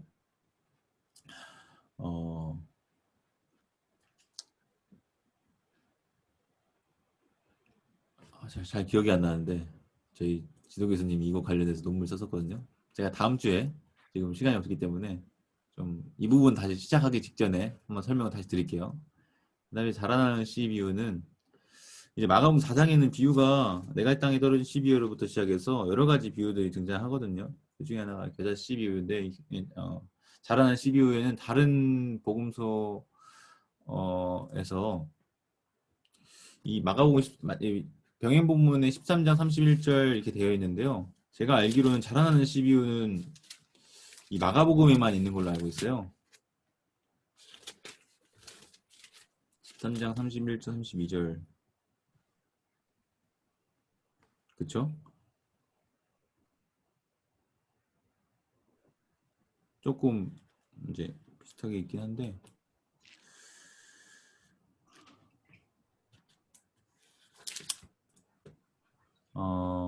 이것은 무슨 말이냐면 알지 못하는 중에 그러니까 이 씨앗이 어떻게 자라는지를 알지 못하는 거예요. 그러니까 이게 초점이에요. 이 자라나는 씨비유에서는 알지 못하는 중에 일어나는 일이다. 그러니까 말씀을 뿌리기만 했잖아요. 물 주고 자라나게 하는 것은 이 농부가 한 일이 아니거든요. 마찬가지로 하나님 나라의 복음과 이 나라의 확장은 사람이 어떻게 해주냐 결국은 하나님께서 이렇게 자라나게 하는 씨와 같이 복음이 이렇게 확장되는 것, 말씀이 확장되는 것에 대해서 하나님의 다스리심이 확장되는 것에 대해서 이렇게 묘사가 되고 있고요. 겨자씨 비유는 아주 작았는데 이제 확장성에 대해서 얘기하는 겁니다. 확장성 이거는 앞에는 알지 못하는 중에 일어나는 그 성격을 강조하는 비유라고 한다면 이것은 엄청 커진다라고 하는 거죠. 점점 작았는데 커지는 예수님의 인기가 그렇게 커지는 것처럼 그 다음에 이제 많은 비유로 그들이 알아들을 수 있는 대로 말씀을 가르치셨어요. 알아들을 수 있는 대로. 그러니까 이렇게 생각하면은 아까 그 하나님 나라의 비밀이라고 했었던 그 비유의 목적이 그렇게 하지 못하기 때문에 비유로 말씀하신다. 이렇게도 이해할 수가 있는 거예요. 그래서 비유가 아니면 말씀하지 아니하시고 혼자 계실 때는 해석해 주시고 그래서 제자들이 특권을 얻었죠. 그다음에 이제 바람과 바다를 잔잔하게 하시는 장면이 나오는데 이 배 여행 이야기가 어떻게 보면은 또 인클루지오를 이루어요. 앞과 뒤에 봉투처럼. 그래서 이게 어디에서 끝나냐? 8장 들어가기 직전에 이제 그 배항의 그 이야기가 끝나거든요. 그 8장에서 14절에서 21절까지 그 배 여행 이야기가 마지막으로 나와요. 그러니까 이것도 어떤 배 여행 기사로 묶음이 되는 거예요. 이런 배 여행이라고 하는 공통된 주제 하에. 그래서 그런 부분들을 염두에 둘 때 그럼 배 시작, 배 끝 이 안에는 과연 어떤 주제들이 담겨 있는가 그거를 이제 다음 주에 또 살펴보도록 하겠습니다. 그리고 여기서 보시면 계속해서 두려워하고 믿음 없는 제자들의 모습을 보여주고 있죠. 아마 그 비슷한 주제가 대여행 마지막에도 나타날 거예요. 반복적으로. 결국 그것을 통해서 보여주는 건 무엇이냐. 제자들의 무지와 연약함, 믿음 없음에 대해서 이 배여행 이 기사 가운데서 보여주고 있다고 할 수 있겠습니다. 오늘은 이쯤 할까요? 그래서 4장, 5장, 2장밖에 못 읽긴 했는데 그렇게 해서 다음 주에 이제 문학적 그거는 이제 그만하고요. 많이 했죠. 8주, 7주 했나? 6주 했나? 7주 한 것 같아요. 책 한 권을 뗐다고 보시면 돼요. 그래서 조금 무리한 이제 스케줄이긴 했으나 어쨌든 한번 이렇게 싹 훑어보면서 여러분들이 이 내러티브를 읽는 방법에 대해서 조금이나마 도움이 되셨으면 좋겠고, 제가 없어도 여러분들 스스로 읽을 때 배경, 뭐 등장인물, 플롯 뭐 이런 것들에 대해서 염두에 두면서 한번 읽어보셔도 도움이 되실 것 같아요. 다음 주에 신학적 접근과 더불어 마가복음 5장부터 차례로 좀 읽어보도록 하겠습니다. 오늘도 늦은 시간까지 함께 해주셔서 감사하고요. 휴일인데 가족들과도 시간 보내셔야 되는데 와주셔서 감사합니다. 제가 기도하고 오늘 마칠게요. 좋으신 하나님 아버지 은혜를 감사합니다. 저희의 이 연약함을 도우시고 또 우리를 하나님의 다스리심 안으로 이끌어 들이셔서 그 놀라운 권능과 은혜를 누리며 또 체험하며 살도록 우리에게 믿음을 더하신 그 은혜도 감사합니다. 이 귀한 시간 내어서 함께 참여하는 우리 집사님, 권사님들 주께서 기억하시고 부족한 종을 통하여 진행되는 이 바이블 아카데미 시간을 통해 우리가 하나님 말씀을 조금 더 바로 알고 더 잘 하나님을 알며 제자도의 삶을 더 잘 살아 누리는 우리 모두가 될 수 있도록 주께서 인도하시고 은혜 베풀어 주시옵소서. 내일은 주일입니다. 주 앞에 드리는 예배가 우리의 신령과 진정으로 드리는 예배가 되게 하시고 우리가 참된 예수 제자로 예수님을 따르는 것을 행동으로 나타내 보이는 귀하고 복된 예배의 시간 되게 하옵소서. 감사드리며 예수님의 이름으로 기도합니다. 아멘. 아멘. 수고하셨습니다. 예. 수고하셨습니다.